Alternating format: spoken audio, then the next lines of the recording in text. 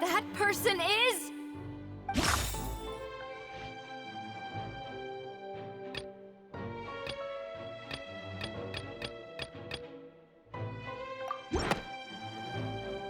Marcel, the head of Confrérie of Cabrières!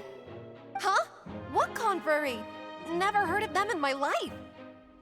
I've heard of them, but weren't they Spina di Rosula's sister organization? Oh, is this going to be a friends to enemies type situation? Please let me remind you, Miss Navia, that charging someone is an incredibly serious matter. Committing to the charge also means taking on the legal responsibilities associated with it. And if the charge fails, depending on the circumstances, you may also be charged with the crime of making a false accusation. Knowing this, do you still wish to charge this man? Yes, I do. In that case, I declare the charge to be valid.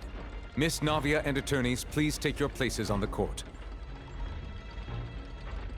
Members of the guards, please contact Mr. Marcel right away so that he may stand trial.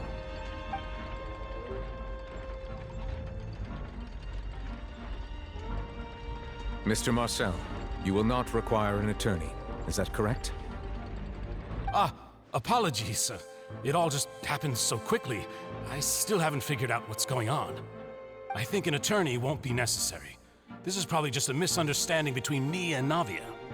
Very well. In that case, since both sides have now arrived, Miss Navia, please present your charges. I would like to take everyone back to 3 years ago, to the case of Callus the Unfaithful. Only through elucidating what really happened in that case can we connect all the dots for the serial disappearances case. Navia, do you really think that I was the one who killed your father? Come on, why would I do that? Callus was my benefactor, and remember both you and I only ran to the scene when we heard the sound of a gun. If that's enough to make me a suspect, wouldn't that make everyone at that banquet a suspect as well?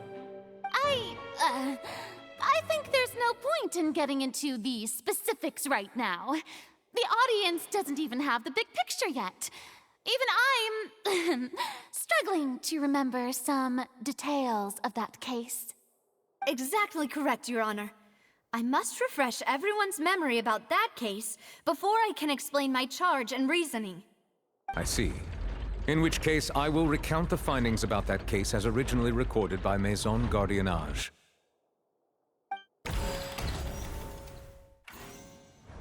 On the day of the murder, Spina di Rosula hosted a large banquet in a countryside estate owned by the Confrérie of Cabrières. During the banquet, all attending guests heard 2 gunshots from the courtyard. When the guests arrived at the scene, they found the primary suspect, Callus, holding a gun, while his acquaintance, Jacques, lay dead from a gunshot wound. The guards' investigation did not recover any other firearms from the scene. As a result, they concluded that the suspect's first shot must have missed, while the second must have taken Jacques' life. The suspect did not dispute this conclusion, and also declined to defend himself in court. Instead, he chose to prove his innocence through a duel. Callus was defeated by champion duelist Clarande in the ensuing duel, and soon succumbed to the injuries.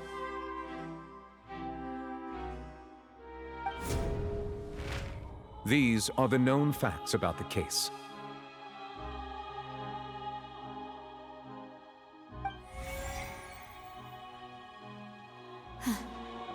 The one with the motive to kill was Jacques, not my father.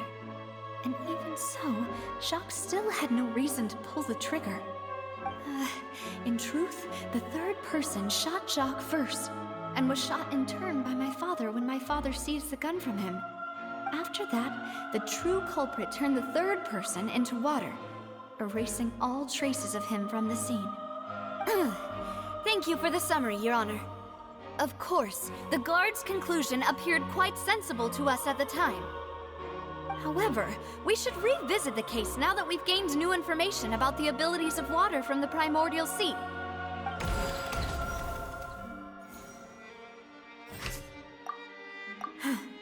Something's not right. Let me think for a little while. Something's... Something's... Something...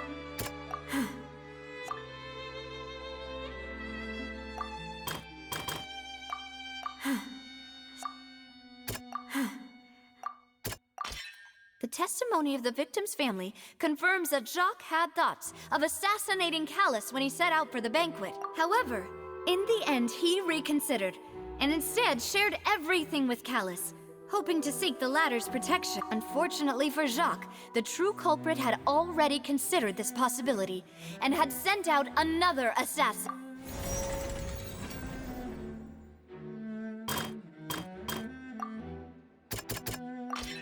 This assassin first shot Jacques, then turned to shoot Callus, only for Callus to wrestle the gun from him and kill him instead.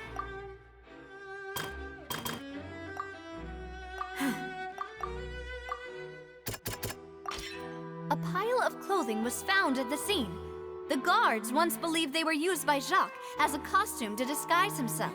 But now, it is clear that the clothes were proof that there was a third person at the scene, and that they were turned into water after committing the murder. Since it was raining that day, the culprit was confident that they could use the rain to wash away all traces of their dissolved accomplice. Realizing this, the true culprit caused the hired assassin to dissolve into water, leading everyone to believe Callus was responsible for Jacques' murder. This is the true version of events.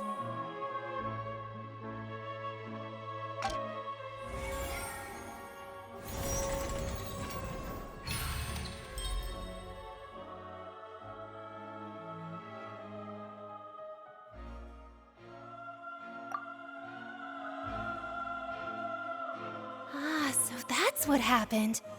Wait, you're telling me something as dangerous as water from the primordial sea has been used for all these years? What a great theory.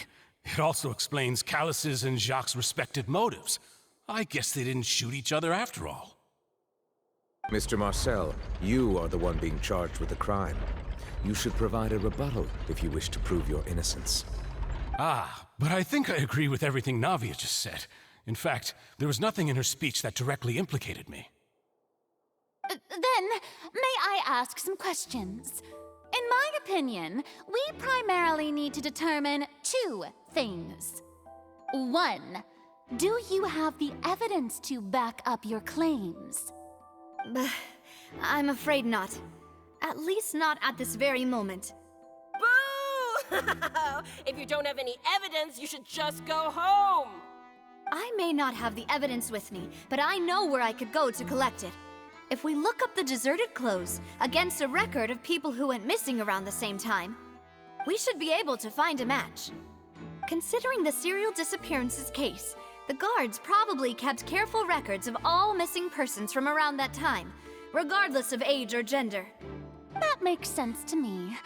Monsieur Neuvillette, I would consider this to be a reasonable investigative direction. Why do I feel like Farina's acting a little differently today? Maybe she's scared of embarrassing herself again? Alternatively, she's become more diligent after charging an innocent citizen in the last trial. My second question has to do with the ensuing duel. If the truth is indeed as you described, then why didn't Mr. Callus explain himself in court? If he had testified that a person had been dissolved, he could have at least mounted a defense. I've thought about this too, and the answer is actually pretty simple. He felt there were things that were more important to him.